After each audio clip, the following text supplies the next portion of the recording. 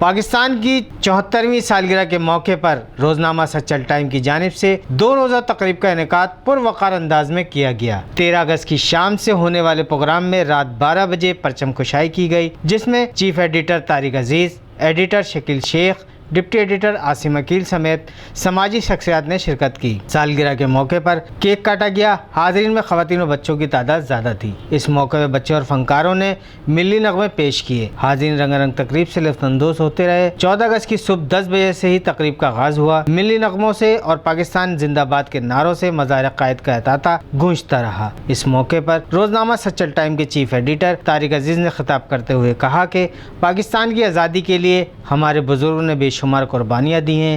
یہ ملک آباء و اجداد کی عظیم قربانیوں کے نتیجے میں حاصل کیا گیا ہے۔ اس کا تحفظ اور تعمیر و ترقی اب ہماری ذمہ داری ہے، جس سے عہد بر ہونے کے لیے ہمیں اپنے تمام اختلافات بھلا کر اور ہر قسم کے تعصبات سے بالاتر ہو کر ایک متحد قوم کی شکل میں کام کرنا ہوگا۔ سچل ٹائم ہم سب کا ادارہ ہے۔ ہم نے ایک اچھا سا پروگرام ایونٹ جو ہمارے آباء و اجداد نے قربانیاں دے کے یہ پاکستان حاصل کرا اور ہم پاکستان بنایا، تو اس میں پاکستان حاصل کرنے میں ہمارے بزرگوں نے بہت قربانیاں دی ہیں۔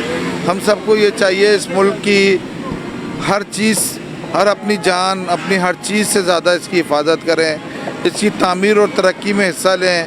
جیسے ہمارے بزرگ قائد اعظم محمد علی جناح، ہمارے سربراہ قائد اعظم محمد علی جناح، علامہ اقبال نے ایک فکر، ایک نظریہ ہمارے کو دیا پاکستان بنانے کے لیے۔ پاکستان بنایا ہم نے۔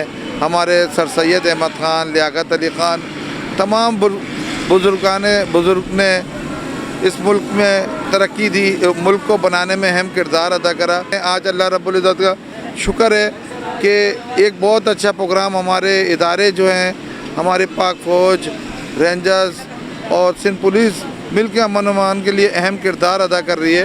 تو یہ قابل تعریف ہے ان لوگوں کی خدمات، اور ہم سب کو بھی چاہیے ملک کے جو دشمن ہیں ان کی ہر چیز کے اوپر نظر رکھے، ملکی اداروں کو ہم لوگ مضبوط کریں، ملکی اداروں کے لیے مل کے ہم ملکی اداروں کے ساتھ کام کریں۔